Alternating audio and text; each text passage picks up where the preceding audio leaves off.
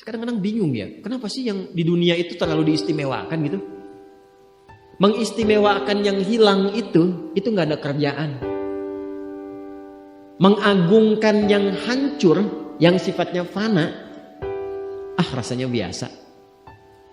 Apa yang mau dibanggakan sih? Dan yang paling menarik tuh begini, ketika meninggal gelarnya pengen sama dengan yang dianggap ringan atau rendah status sosialnya itu.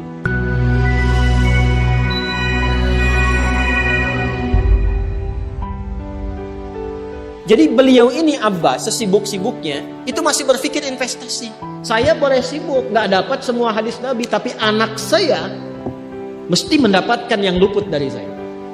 Saya boleh nggak mendapatkan semua Quran, tapi anak saya mesti ada yang jadi ahli Quran. Cara berpikirnya siapa yang akan menjadi kebanggaan di akhirat nanti? Di dunia itu semu dunia itu. Jadi sementara aja, nggak pasti sifatnya. Perbedaan status sosial itu hanya istilah-istilah yang disematkan manusia saja. Ini kaya, ini miskin, ya kan? Yang ini punya jabatan, yang ini biasa-biasa. Itu istilah manusia. Toh pada akhirnya semua kembali ke tempat yang serupa. Dan menariknya begini, yang kaya, yang punya jabatan, tetap di akhir hidupnya pengen punya gelar yang sama dengan yang miskin. Atau dengan yang disebut miskin. Maaf, kalau ada orang disebut miskin meninggal, di papan nisannya ditulis apa? Di papan nisannya ditulis apa? Almarhum. Yang kaya juga kan pengen sama disebut almarhum. Iya kan? Tuh. Jadi nggak ada bedanya setelah berpulang itu. Perbedaan itu hanya di amal saja. Itu poinnya. Maka kalau ada yang mengharapkan orang tua cita-cita membanggakan anak di dunia, boleh-boleh saja, tapi patut diingat itu sementara. Anda silahkan sekarang sekolahkan setinggi-tingginya. S1, S2, S3, S4, kerupuk 3, silahkan. Mau dalam negeri, luar negeri, mau di Nagreg, mau di California, mau di Chicago, di Chicago, di Singaparna, Singapura, silahkan. Itu pilihan. Tapi saya cuma mau katakan begini, itu sementara. Dan persaingannya tidak istimewa. Karena janganpun Anda yang beriman, yang belum beriman pun bisa melakukan itu. Apa yang dikira yang hebat matematika itu anak Anda saja? Anak orang lain pun bisa.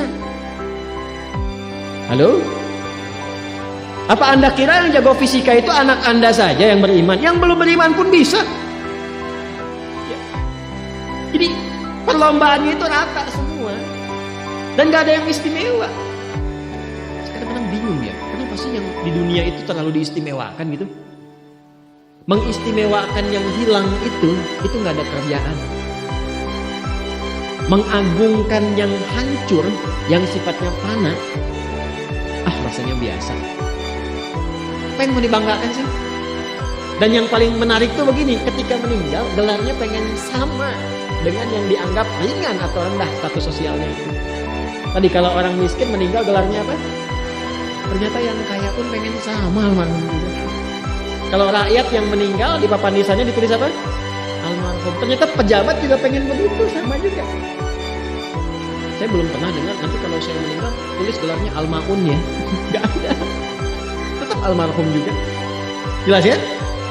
Nah, maka yang dipikirkan itu perlombaan yang sejati itu begini.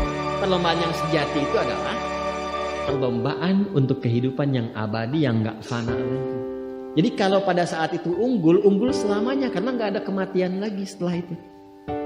Itu yang dimaksudkan hadis Nabi. Kalaulah ada dunia ini punya nilai walaupun itu hanya bagian dari satu sayap nyamuk saja, ya tentu tidak akan pernah Allah memberikan itu semua kepada orang-orang yang ingkar kepadanya.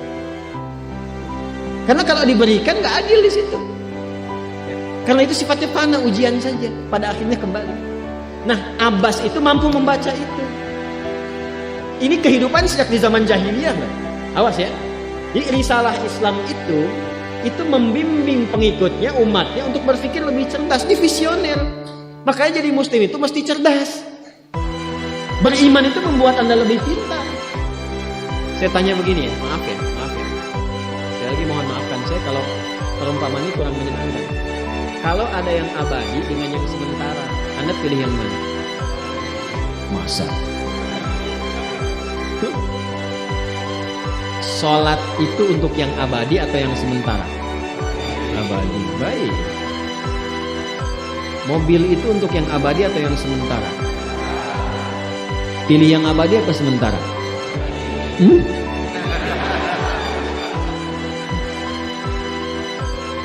Di Kiai itu ada mobil Innova tuh. Siapa yang besok memilih tidak sholat subuh, pilihannya pilih Innova atau pilih sholat subuh? Yakin? Kalau saya pilih Innova dipakai untuk mengantarkan sholat subuh, ya, itu lebih bagus. Ya, jangan dipotong sampai situ ya. Ya bisa aja kita pilih Avanza, bisa pilih Ferrari, bisa pilih Pajero ya. Awas yang punya mobil Innova, Anda potong royalti kena. Paham?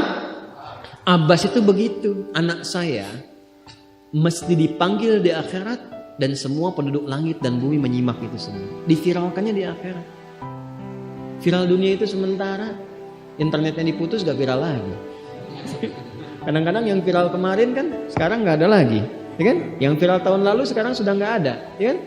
Jadi belum selesai kehidupan sudah hilang juga viralnya. Akhirat itu selamanya.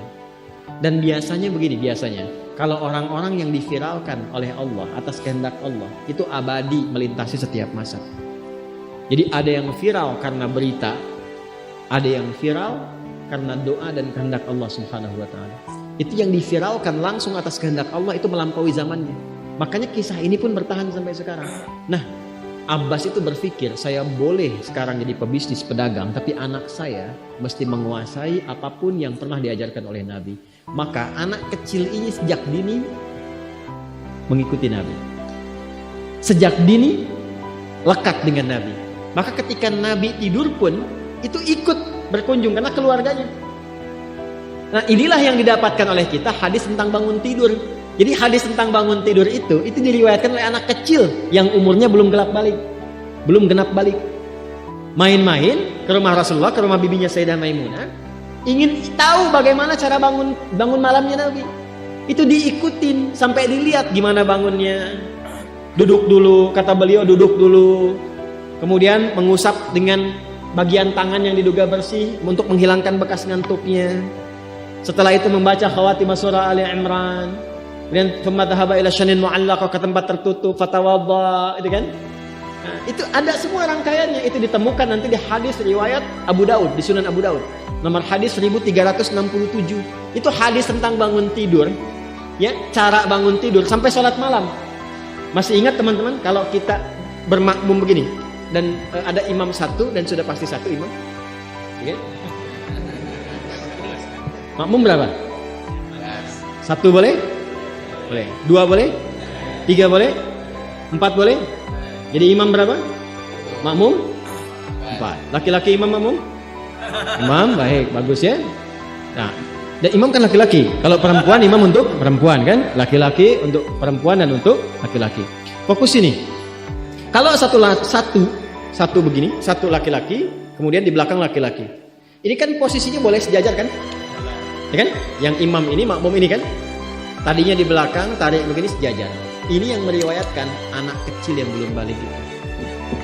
Ini riwayat Ibnu Abbas. Satu paket. Termasuk sholat, kemarin kan kita tarawih kan? Sholat malam. Yang dua rakaat itu kan? Ya, sholat malam yang sampai 11 itu, tambah khafifatain 2, itu riwayatnya ini. Yang sholat tahajud malam yang 11 rakaat, tambah khafifatain 2, ini riwayatnya ini.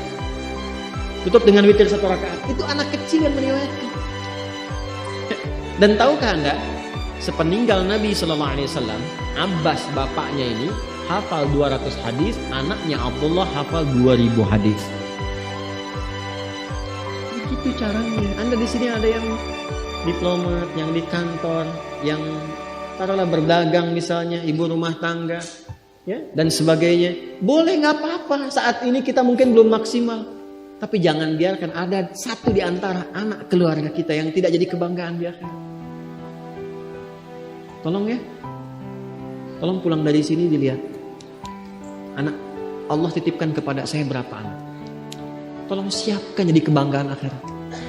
Satu aja jadi ahli Quran. Untuk pelita di rumah tuh. penghilang kesedihan, penghilang kegelisahan, mendatangkan semangat. Itu demi Allah saya katakan, gak ada yang paling indah kecuali saat ayah pulang ke rumah.